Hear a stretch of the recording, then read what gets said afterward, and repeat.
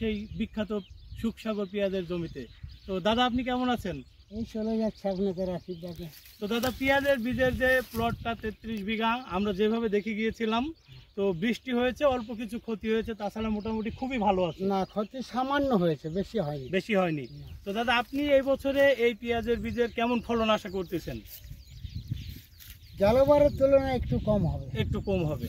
তবে পেঁয়াজের বীজ আপনার মাথার ফুলগুলো অনেক ভালো আছে, এখানে কোনো রোগ নাই, যেটা আমাদের বাংলাদেশে মেহেরপুর ডিস্ট্রিক্টে দেখা যায়। পেঁয়াজের বীজ চাষ করতে গেলে বিভিন্ন রকম রোগের সম্মুখীন হয় কৃষকরা, কিন্তু এখানে সেই ধরনের কোনো সমস্যা নাই, যার কারণে দাদার পেঁয়াজের বীজের অনেক ফলন হবে। আর এই পেঁয়াজের বীজই দাদার সাথে আমাদের একটা চুক্তি হয়েছে, আমরা দাদার কাছে যেই পরিমাণ চেয়েছি হয়তো দাদা আমাদেরকে দেবে ইনশাল্লাহ।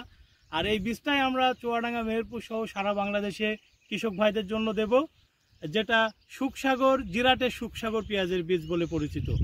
সেই জিরাটের সুখসাগর বীজই আমরা কৃষক ভাইদের জন্য দেব, এবং প্রত্যেক মাসে আমাদের ফিল্ড ভিজিট থাকবে, দাদা থাকবে আমাদের সাথে।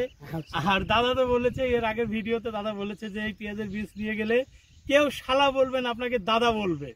তো আমরা চাই কৃষকরা এই পেঁয়াজের বীজ নিয়ে উপকৃত হোক, বাংলাদেশ এবং বাংলাদেশের কৃষি এগিয়ে যাক। ভারত থেকে আমরা অনেক ধরনের বীজ আমদানি করি, সেই সাথে এবার আমাদের সাথে যোগ হবে সুখসাগর জিরাটের পেঁয়াজের বীজ ইনশাল্লাহ। ধন্যবাদ সবাইকে।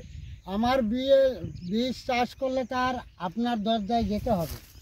হ্যাঁ, যেতে হবে দাদা। এই জিনিসটাই আমরা চাই যে আমরা এই বীজটা নিয়ে যে যখন কৃষকদের দেব, কৃষকরা যেন পরবর্তী বছরে আবার আমাদের এই বীজটা চাই। আপনার দরজায় তাদের যেতে হবে, বাবু বীজ আছে। যাক দাদা, এটাই আমরা চাই। ধন্যবাদ আপনাকে, এবং ধন্যবাদ সবাই আমাদের সাথে থাকুন। ভালো থাকেন আপনারা।